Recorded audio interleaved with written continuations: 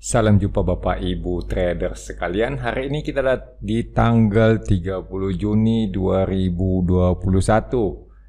Ya, karena kemarin juga belum banyak request ya. Jadi kita bahas-bahas saham aja yang saya kira menarik, yang terlihat mantul di support. Ada juga saya lihat juga yang lagi all time high gitu ya. Nanti kita akan lihat sama-sama, kita coba lihat yang mana kira-kira menarik, yang mana yang kena di hati. Mumpung IHSG-nya masih seperti ini ya, masih naik-naik turun gak jelas. Kawan-kawan yang baru ketemu channel Stock Technician, selamat datang, selamat bergabung. Channel Stock Technician adalah channel yang membahas seputar trader, baik itu psikologi maupun analisa saham secara teknikal. Jadi teman-teman yang tertarik pada analisa teknikal, Anda sudah berada di channel yang tepat. Kalau masalah fundamental, kayaknya belum di sini deh. Mungkin teman-teman mesti cari channel lain yang membahas fundamental. Kalau teman-teman mau memperdalam atau memperkuat psikologi sebagai seorang trader, ya sering-sering aja nyimak video-video perbincangan saya dengan berbagai narasumber. Ada dari pihak trader, terus ada dari pihak sekuritas, ada juga dari trader-trader senior. Nanti kita akan coba interview lagi orang lain ya. Kita bikin podcast gitu supaya teman-teman bisa mendapatkan pandangan yang lebih luas. Bagaimana menjadi trader, bisa nggak sih kita survive, bisa hidup, bisa bertahan, mendapatkan penghasilan rutin dengan berprofesi sebagai trader. Nah, nanti kita akan coba cari-cari supaya psikologi kita sebagai trader itu benar-benar makin kuat. Jadi bukan cuma sekedar analisa, tapi ya giliran kita eksekusi kok jeblok mulu. Rupanya ada satu sisi yang belum ditambal, yaitu sisi psikologinya. Langsung saja kita mulai dengan pembahasan IHSG. Seperti biasa ya, kita selalu lihat IHSG. Kemarin saya katakan IHSG candlenya hijau kecil, lower low, kemudian low-nya lebih rendah, ini menandakan IHSG akan turun. Tapi kemudian hari ini kok naik? Wah, salah dong. Enggak, tenang. Cara kita menganalisa itu kan berbeda. Maksudnya antara satu analis dengan analis yang lain itu berbeda. Time frame-nya terutama itu bisa jadi berbeda. Kalau saya kan melihatnya dalam time frame yang lebih panjang, bahwa secara umum kita masih melihat IHSG-nya itu turun. Kalau kemudian 1-2 hari dia naik, atau mungkin 1-2 minggu dia naik, tapi kemudian teman-teman akan melihat IHSG membentuk lower low lagi. Nah, itu artinya turun. Nah, cuman kalau dia naik beberapa hari kan ya wajar aja sih, karena nggak ada juga harga yang bergerak linear kan, semuanya sinusoidal, jadi bergelombang gitu menurut fungsi sinus. Jadi teman-teman jangan terlalu khawatir atau jangan terlalu cepat untuk mengambil keputusan, karena sebaiknya teman-teman menyesuaikan dengan teman-teman punya time frame trading. Karena ada orang yang memang senangnya itu tradingnya cepat, sehari 2 hari udah langsung jualan. Tapi ada juga yang kayak saya gitu, yang ya pelan-pelan aja, beli hari ini, minggu depan mungkin jualan, atau besok cut loss gitu kan. Itu kan gampang-gampang aja ya. Kalau cut loss biasanya cepat-cepat deh. Saya nggak tahan kalau cut lossnya berlama-lama. Tapi biasanya kalau untuk pegang barang cuan itu ya saya rela berlama-lama, nungguin aja sampai cuannya cukup kan. Selama cuannya belum cukup, belum mencapai target, ya ngapain buru-buru dijual. Jadi menurut saya IHSG masih tetap sama, belum berubah, meskipun hari ini IHSG kita lihat naik cukup besar ya, 0,61%. Candle hijaunya juga terlihat besar, sehat gitu, ada upper shadow. Upper shadow itu selalu melambangkan kekuatan penjual ya. Jadi kalau ada upper shadow berarti harga sempat naik lebih tinggi, kemudian muncul penjual dan menekan harga untuk kembali turun, sehingga muncullah upper shadow. Teman-teman yang pegang penggerak utama IHSG, seperti teman-teman lihat di sebelah kanan ini di panel saya, Ya, ini teman-teman bisa lihat di sini ada composite IHSG, kemudian ada TLKM hari ini minus 10, ada BBRI plus 40. Saya kebetulan taruhnya BBRI dan TLKM di sini, jadi teman-teman selalu bisa melihat. Nah, ternyata BBRI sebagai salah satu penggerak IHSG itu mengalami penguatan sebesar 1,03%. Jadi ya teman-teman bisa lihat ya, sedangkan TLKM ya minus sekian. Berarti ada beberapa saham yang lainnya juga penggerak utama IHSG itu mengalami penguatan, sehingga secara umum IHSG terdorong naik. Seperti itu kira-kira. Tapi secara umum kita akan mengatakan IHSG masih di bawah tekanan, belum sanggup keluar. Kenapa? Karena kita lihat IHSG masih belum berhasil menembus kita punya resisten di area kotak merah. Jadi kita masih bilang ya ini sih masih di bawah tekanan, sehingga saya punya pandangan bahwa IHSG masih akan melanjutkan penurunan, masih akan melanjutkan pelemahan. Itu masih tetap saya pertahankan, belum saya lakukan updating ataupun perubahan.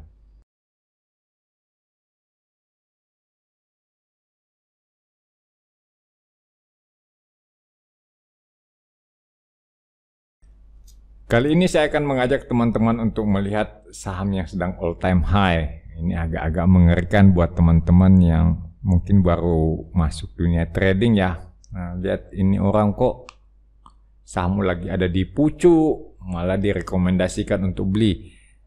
Sebenarnya cara memandangnya yang beda ya. Kalau kita melihat saham yang ada di all time high, yang ada lagi di puncak-puncaknya, maka kita akan selalu berpandangan bahwa itu adalah konfirmasi positif, konfirmasi yang paling kuat bahwa saham tersebut sedang dalam uptrend, sehingga masih terus membentuk all time high. Sehingga teman-teman kalau melihat saya punya chart TBIG, maka teman-teman akan mendapati TBIG itu hari ini membentuk new high, all time high yang baru di angka 3430. Itu high hari ini, itu harga yang belum pernah dicapai oleh TBIG seumur hidupnya. Meskipun kalau teman-teman lihat, kalau ingat di tahun-tahun lalu kayaknya TBIG pernah ya harga segitu, tapi itu sebelum terjadi stock split. Setelah terjadi stock split, teman-teman bisa lihat di chart saya, TradingView selalu membantu kalau ada stock split nih. Di sini ada stock split 5:1 tanggal 14 November 2019. Hari itu hanya ada di 1140, berarti kalau dikali 5 dia ada di harga 5.000 lebih. Nah, itu pada waktu sebelum stock split. Setelah stock split, nah harganya dilakukan penyesuaian dan ini adalah all time high yang baru. Sehingga teman-teman akan melihat, wah kayaknya ngeri-ngeri sedap nih kalau beli.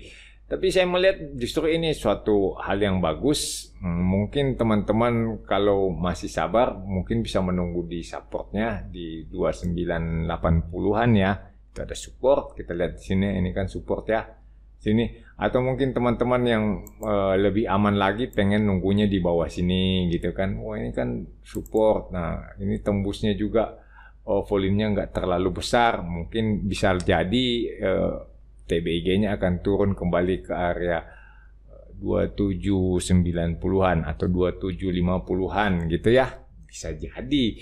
Nah, makanya teman-teman bisa melihat berbagai sudut pandang, bisa mempertimbangkan apa yang terjadi dan apa tindakan yang akan teman-teman lakukan pada saat suatu kejadian. Kalau kita lihat di sini ya, misalnya nanti TBIG turun kembali ke area kotak hijau di 2980-an, nah, misalnya, waduh 2980 katanya support, oke kita coba beli. Ya nggak apa-apa coba beli, tapi teman-teman kan udah tahu bahwa selalu pasang stop loss. Jangan kemudian saya belinya di support kok rendah, kok kecil, kok saya belinya murah kok. Nggak apa-apa, tapi ternyata TBIG-nya turun cari supportnya yang baru di 2770-an gitu ya, support testing di situ. Nah kan lumayan juga nyangkutnya. Iya kalau cuma 3 hari 4 hari udah nyampe. Kalau dia nurunnya sampai sebulan atau 2 bulan, dia turun pelan-pelan kan tersiksa juga nyangkut selama beberapa bulan. Kasih batas cut loss di mana sehingga kalau kita mencoba melakukan pembelian di sekitar 2980-an ya atau 2800-an lah ya. Nah, teman-teman bisa berjaga-jaga kalau ternyata bukan support. Ternyata bukan support di situ. Supportnya ada di bawah, di sekitar 2780-an. Teman-teman siap untuk melakukan pembelian lagi. Nggak apa-apa rugi di sini, rugi 3%. Kalau di sini berhasil kan teman-teman bisa dapat lebih banyak. Jadi sebenarnya trading itu pada prinsipnya ya nggak apa-apa lah kalau rugi-rugi dikit, rugi sesekali mah, atau rugi beberapa kali. Yang penting kalau cuan, nah cuannya bisa menutupi kerugian sehingga secara keseluruhan teman-teman mengalami atau masih mengantongi profit.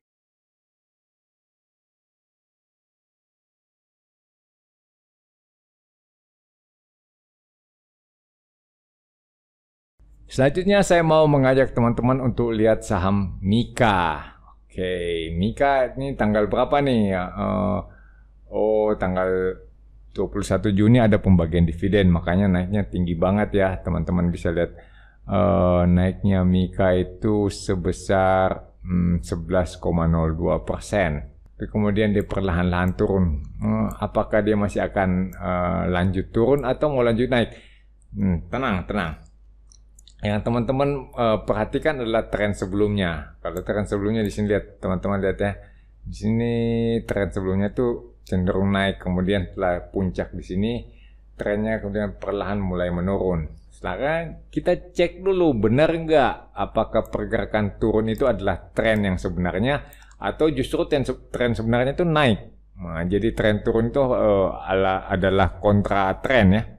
Pergerakan yang berlawanan dengan tren. Di sini saya akan mengajak teman-teman untuk melihat. Pertama saya akan pakai alat bantu ya. Di sini teman-teman lihat ini harga bergerak turun. Kalau kita lihat di bawah di sini mulai dari sini, bagaimana kecenderungan volume?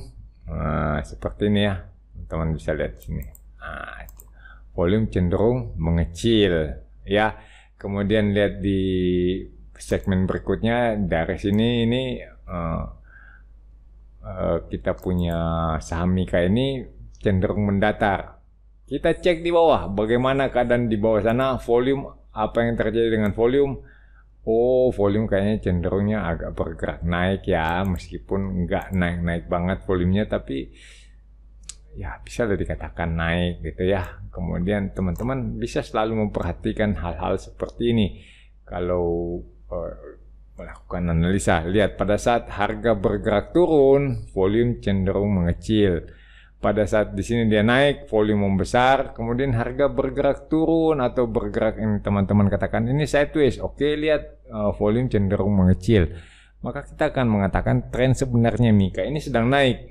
Cuman entah kenapa ini lagi mengalami koreksi. Ya, saya kira ini koreksinya udah agak-agak nggak wajar ya. Agak nggak wajar, tapi bisa jadi hanya koreksi kan terhadap suatu uptrend.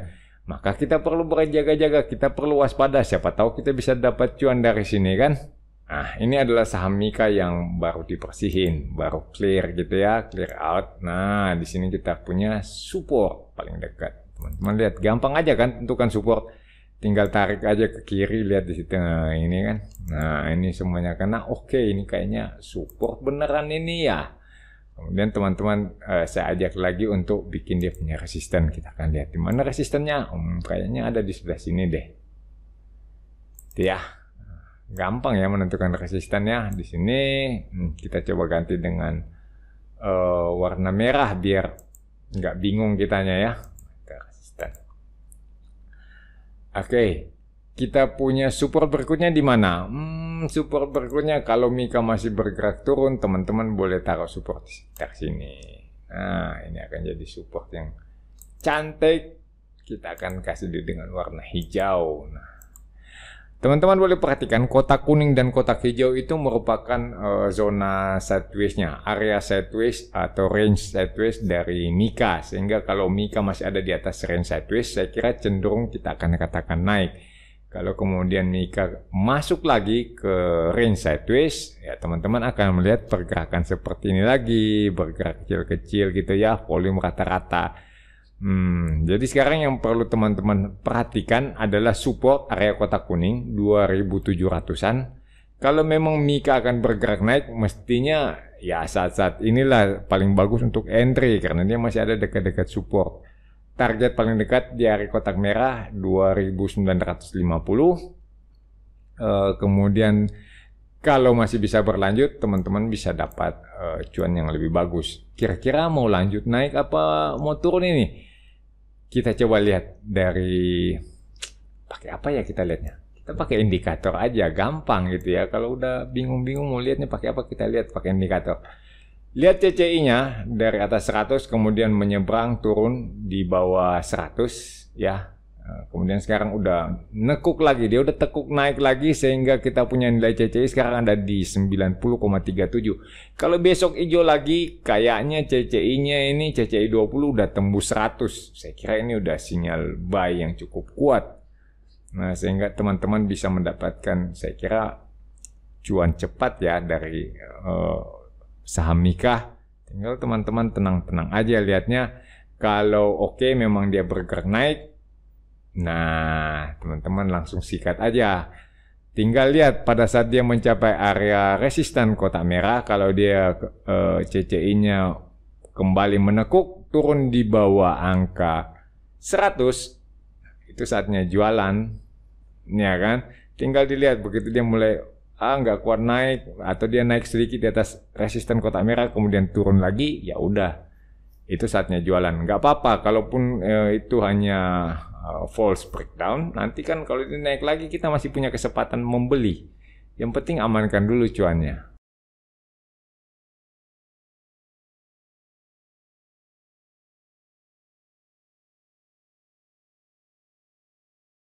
Selanjutnya saya punya saham TINS.